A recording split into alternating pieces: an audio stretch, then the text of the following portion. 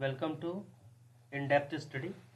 चलिए आज हम 11 दिसंबर के कुछ डिस्कशन स्टार्ट करते हैं। सबसे पहला कुछ क्या है, सबसे पहले यहाँ पे पढ़िए ध्यान से। क्वेश्चन क्या है, प्रतिष्ठित वामयान बुद्ध कहाँ स्थित है। इस तरह क्वेश्चन यूपीएससी में पूछा जाता है, आपको याद रखना। वामयान बुद्ध, वामयान एक स्थान है या वामयान घाटी, वहां पे बुद्ध की प्रतिमा है। तो कहाँ स्थित है, अफगानिस्तान में। तो पहले का सी विकल्प सही है। क्वेश्चन नंबर दूसरा देखिए, ध्यान से पढ़िए इसमें क्या है।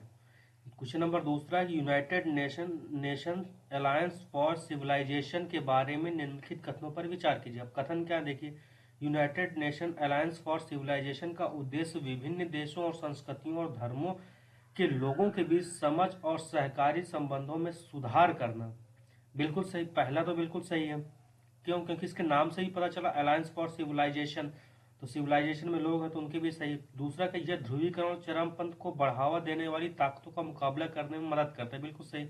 अगर ये सहकारी और ये मतलब दोनों एक तरह से कोरिलेटेड है। अगर सहकारी और समझ को विकसित करेगा तो ये तो लड़ाई तो करने वाला बिल्कुल होगा। तो दूसरा भी ऑप्शन सही हो जाएगा। तीसरा क्या है, ये फैक्चुअल है, आपको याद रखना पड़ेगा किसके किसके। यह यूएनएओसी की स्थापना भारत और अमेरिका की सरकारों की पहल है। तो या तो मतलब स्पेन और तुर्की की पहल है, मगर आपको ये याद रखना पड़ेगा। अगर अंदाजा लगाना फिर भी बहुत मुश्किल अंदाजा लगाना, क्योंकि अमेरिका के पास कोई सिविलाइजेशन ऐसा मान सकते हैं, मगर ये गलत है। मगर तुम्हें आपको याद ही रखना पड़ेगा। तो तीसरा हो जाएगा गलत, और थर्ड जैसे ही कट करेंगे तो हम अपने सही ऑप्शन में पहुंच जाएंगे, 1 और 2, विकल्प नंबर ए। क्वेश्चन नंबर तीसरा देखिए, इसमें क्या है, मानव में सहज प्रतिरक्षा इनेट इम्यूनिटी के बारे में निम्नलिखित कथनों पर विचार कीजिए। अब कथन क्या है, कथन यह जन्म के समय मौजूद होती है। ठीक है। दूसरा कथन क्या है, यह रोगों से लड़ने और अनुक्रिया स्मृति के कारण अनुक्रिया स्मृति के कारण रोग विशिष्ट होती है। तो इसमें देखिए दूसरा ऑप्शन देखिए ध्यान से, दूसरा ऑप्शन ध्यान से दीजिए। इसमें क्या, ये सहज प्रतिरक्षा क्या है कि जन्म के समय जो प्रतिरक्षा मौजूद होती है, और ये दूसरी वाली इसका नाम है उपार्जित। तो सेकंड वाला ऑप्शन गलत हो जाएगा, तो पहला ऑप्शन सही हो जाएगा, ए, तीसरे का ए। क्वेश्चन नंबर चौथा देखिए, संघाई सहयोग संगठन के लक्ष्य निम्नलिखित में से कौन सा से हैं। सबसे पहले लक्ष्य देखिए, राजनीतिक व्यापार, अर्थव्यवस्था, अनुसंधान, प्रौद्योगिकी और संस्कृति के संबंध में सदस्यों के बीच प्रभावी सहयोग को बढ़ाना। अमूमन कोई भी सहयोग संगठन होता है उसके कार्य होते हैं, तो इसको तो आप बहुत वेग स्टेटमेंट होता है, इसको सही मान सकते हैं। दूसरा ध्यान से देखिए, एक सदस्य देश के अनुरोध पर सदस्य राष्ट्रों में शांति सेना बनाए रखना। ये ऐसा कहीं तो हमने एससीओ इतना पढ़ा है, कभी हमें लगा कि नाटो जैसे कोई सदस्य सेना की बात करता है या एक देश के अनुरोध पर सेना बना देगा तो दूसरे पर लड़ाई, ऐसा कुछ नहीं है। तो सेकंड ऑप्शन हो जाएगा गलत। तीसरा का, यह सदस्य देशों के बीच विवादित सीमाओं की रक्षा करना और सदस्य देशों के अंतर्राष्ट्रीय सीमा विवादों का निपटारा करता है। तो अगर ये ऐसा निपटारा करता तो भारत और पाकिस्तान के विवाद का कब का निपटारा हो चुका होता, या इसके सदस्य नहीं हम लोग बन पाते। तो ये एक तरह से ये भी ऑप्शन हो जाए गलत। तो इसका सही विकल्प कौन सा हो जाएगा, सी, केवल एक। क्वेश्चन नंबर चौथा देखिए, क्या विकलांग व्यक्तियों के अधिकारों पर संयुक्त राष्ट्र अभिसमय UN convention on right of person with disabilities में विभिन्न दिव्यांगों के लिए निम्नलिखित में से कौन से अधिकार सम्मिलित है। बिल्कुल सही है। तो सूचना प्रौद्योगिकी का सुगमता, ये अधिकार तो उनको देना बहुत ही जरूरी है। तो अगर सूचना का हो या पहुंच का हो, किसी भी सुगमता का अधिकार हो, तो वो तो अगर कोई भी चार्टर बनाया जाएगा तो उसमें दिया ही जाएगा। तो अब पहला तो बिल्कुल ऐसा सही कर सकते हैं, पहला सही हो जाएगा। तो अब बी कट कर देंगे, यहाँ पर फर्स्ट ऑप्शन नहीं है। दूसरा क्या है, दूसरा देखिए, स्वतंत्र रूप से जीने और समुदाय में शामिल। बिल्कुल सही है कि अगर ये उनके वेलफेयर क्या है तो उनके लिए स्वतंत्र रूप से जीने का अधिकार भी देना चाहिए, तो दूसरा भी सही हो जाएगा। तीसरा, आवास और पुनर्वास का अधिकार, तो तीसरा भी ऑप्शन बिल्कुल सही हो जाएगा। तो इसका डी ऑप्शन पहला, दूसरा, तीसरा हो जाएगा। क्वेश्चन नंबर 6 देखिए, ये इंपॉर्टेंट, कल हमने डिस्कस किया था अरोरा, तो ये उसी से रिलेटेड है। ये अरोरा केवल रात में दिखाई देता, एक तो केवल है, तो आप ये ध्यान रखिए, केवल रात में दिखाई देता तो ऐसा कुछ नहीं। ये रात सामान्यता, यूजुअली या सामान्यता ये रात में दिखाई देता है, मगर ये दिन में भी दिखाई दे सकता है। तो पहला विकल्प हो जाए गलत। दूसरा क्या है, ऑरोरा आमतौर पर केवल निचले ध्रुवीय क्षेत्रों में दिखाई देता है। तो निचले ध्रुवीय क्षेत्रों का मतलब है कि ऊपर 90 डिग्री होता है, यह उच्च ध्रुवीय क्षेत्र है। निचला ध्रुवीय क्षेत्र का मतलब 66.5 मतलब डिग्री नॉर्थ हो या साउथ हो, तो यहाँ उच्चतम। तो ये आम तो और लिखा क्या है, केवल आम तौर पर। तो आम तौर पर बिल्कुल सही से मान सकते हैं, क्योंकि ऐसे वेग स्टेटमेंट है तो आप इसको सही कर सकते हैं।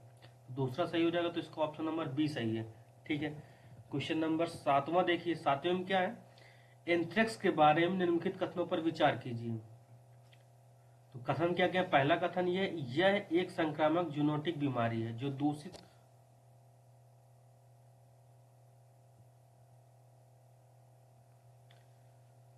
यह एक संक्रामक जूनोटिक बीमारी है जो दूषित मिट्टी और फीड के माध्यम से प्राकृतिक रूप से शाकाहारी जानवरों के बीच होती है। बिल्कुल सही है। यह एक संक्रमित जानवर या व्यक्ति के दूसरे में सीधे नहीं फैलता है, ये सही है। दूसरा पहला क्या है, संक्रमित, ये बिल्कुल आपको पता जूनोटिक बीमारी है। ये आप संक्रामक जूनोटिक बीमारी वही होगी जो एक से दूसरे मतलब पशुओं से जानवरों में फैल मतलब पशुओं से मनुष्यों में फैले, तो एक संक्रामक बीमारी होगी तभी फैलेगी। तो बिल्कुल जूनोटिक संक्रामक बीमारी है जो दूषित मिट्टी और फीड के माध्यम से प्राकृतिक रूप से शाकाहारी जानवरों के बीच होती है, बिल्कुल सही है। दूसरा भी सही है, क्योंकि ये सामान्यतः नहीं फैलता। सामान्य ये एक दूसरे में डायरेक्ट कांटेक्ट में आने पर ही फैलता है, ऐसे नहीं। संक्रामक इतना नहीं कि कहीं से छूने या टच होने से पड़ जाए। बिल्कुल सही, इसके दोनों ऑप्शन सही हो जाएंगे। क्वेश्चन नंबर 8वां देखिए। 8वां है, आसियान के रक्षा मंत्रियों की बैठक प्लस आसियान उनके 10 संवाद। तो यहाँ अब ये ध्यान रखिएगा 10 नहीं है, 8 संवाद है। ठीक है, साझेदारों के बीच एक मंच है, तो ये हो जाएगा गलत। अब ये एडीएम प्लस एशिया पैसिफिक रक्षा मंत्रियों का एकमात्र आधिकारिक संगठन, यहाँ रक्षा मंत्री लिखा तो रक्षा मंत्रियों के लिए तो होगा ही, तो दूसरा ऑप्शन बिल्कुल सही हो जाएगा। तो बी ऑप्शन इसका सही है। क्वेश्चन नंबर 9 देखिए, ये इंपॉर्टेंट है, आप इसमें पढ़ के भी अंदाजा लगा सकते। हाल ही में प्रधानमंत्री की अध्यक्षता में केंद्रीय मंत्रिमंडल ने आत्मनिर्भर भारत रोजगार योजना के लिए अपनी स्वीकृति दे दी है। तो क्या क्या स्वीकृति दी है, अनौपचारिक क्षेत्र में रोजगार को बढ़ावा देना है। पहली बात तो कोई भी गवर्नमेंट ऐसा नहीं चाहेगी कि अनौपचारिक क्षेत्र में रोजगार बढ़ावा देने के लिए कार्य करे, तो ये थोड़ा मतलब एक वेलफेयर गवर्नमेंट के हिसाब से नहीं होना चाहिए। और दूसरा क्या है कि अगर आत्मनिर्भर बनाना तो इसका मतलब रोजगार से रिलेटेड होना चाहिए। और यहाँ क्योंकि लिखा है रोजगार योजना, तो रोजगार से रिलेटेड होना चाहिए, तो ये औपचारिक क्षेत्र में रोजगार को बढ़ावा देने के लिए। तो बी ऑप्शन इसका सही हो जाएगा। क्वेश्चन नंबर 10वां देखिए। 10वां क्या है कि यह शब्द क्वांटम कुंजी वितरण का उपयोग किसके संदर्भ में किया जाता है। तो ये एक तरह सुरक्षित संचार की विधि है, डीआरडीओ ने अभी किया है प्रयोग, उसने करके दिखाया कि सुरक्षित संचार की विधि के लिए उसने क्वांटम कुंजी का प्रयोग किया है। बिल्कुल सही। अब ये देखिए क्वेश्चन नंबर 11 क्या है। 11वां, ये संयुक्त राष्ट्र जनसंख्या पुरस्कार किसके द्वारा दिया जाता है। आप ये बिल्कुल याद रखिएगा, क्योंकि ये गलत होने की संभावना बढ़ जाती है, क्योंकि जनसंख्या के बारे में बात कर रहा है तो यहाँ पे जनरल असेंबली है। क्योंकि आप यूएनएससी तो नहीं मान सकते, क्योंकि यूएन सिक्योरिटी काउंसिल इसके लिए क्या करेगा, आप इसमें कन्फ्यूज हो, यूएनडीपी यूनेस्को और इसमें कन्फ्यूज हो सकते हैं। तो इसका सही ऑप्शन यूएन जनरल असेंबली है, option number C. Question number 12 का देखिए। हाल ही में भारतीय मुरिंग्रेस इस्चामुम जनार्तनामी की एक नई प्रजाति है, उसको पारिस्थितिक और आर्थिक महत्व के लिए वैज्ञानिकों द्वारा देखा गया है। अब ये ऐसे क्वेश्चन आप याद कर लीजिए, मगर इतने इंपॉर्टेंट कि कहीं ना कहीं मिलते रहते कोई ना जीव जंतु। तो आप इसको सही ऑप्शन है ऑप्शन नंबर सी, वेस्टर्न घाट। हाँ, ये इंपॉर्टेंट क्वेश्चन है, सोन नदी, क्योंकि बहुत इंपॉर्टेंट क्वेश्चन पूछा जा सकता है। सोन नदी के संबंध में उनके कथनों पर विचार कीजिए। ये यमुना के बाद गंगा की दक्षिण सहायक का दूसरा सबसे बड़ा केंद्र, बिल्कुल सही है। यमुना, अगर राइट बैंक ट्रिब्यूटरी की बात करेंगे तो यमुना फर्स्ट में आती है सबसे बड़ी, फिर दूसरी सोन हो जाती है। तो निकलती कहाँ से, ये अमरकंटक से निकलती है। ठीक है, ये अभिकेंद्रीय वाला प्रभाव से होता है, तो दूसरा ऑप्शन सही हो जाएगा। तो इसका कौन सा ऑप्शन, पहला और दूसरा, ऑप्शन नंबर सी सही है। क्वेश्चन नंबर 14वां देखिए। तो बीएसएनएल द्वारा शुरू किए गए उपग्रह आधारित थिंग्स डिवाइस के सेवा के संदर्भ में निम्नलिखित कथनों पर विचार करें। यह दुनिया का पहला उपग्रह आधारित नैरो बैंड आईओटी नेटवर्क। यहाँ पे देखिए नैरो बैंड लिखा है, ब्रॉडबैंड वाला तो हो सकता है होंगे दूसरा, मगर दुनिया का पहला, बिल्कुल इसे याद कर लीजिए, भी इंपॉर्टेंट क्वेश्चन है। दुनिया क्योंकि हमने पहला भेजा है, तो फर्स्ट है वो भी नैरो बैंड, तो पहला ऑप्शन सही हो जाएगा। BSNL और स्काई वन करने करके भेजा है। ठीक है, तो इसके बाद क्वेश्चन ऑप्शन नंबर 2 देखिए क्या है, इसका उपयोग पूरे भारत में किया जा सकता है जहां मोबाइल टावर मौजूद। बिल्कुल सही, इसीलिए तो भेजे जाते हैं, तो दूसरा भी सही हो जाएगा। पहला दूसरा सही है, इसका 14वें का सी। चलिए इसका आंसर सोचिए आप कि देशांतर और अक्षांश तो आप समझते होंगे, अक्षांश देशांतर। तो निम्नलिखित शहरों में कौन सा दिल्ली के निकटतम देशांतर, ये यूपीएससी में क्वेश्चन पूछे, तो यूपीएससी 2018 का क्वेश्चन है ये पूछा जा चुका है। तो उसमें आपको इस तरह के क्वेश्चन मिल जाते हैं, तो आपको ये मैप अच्छे से पता हो।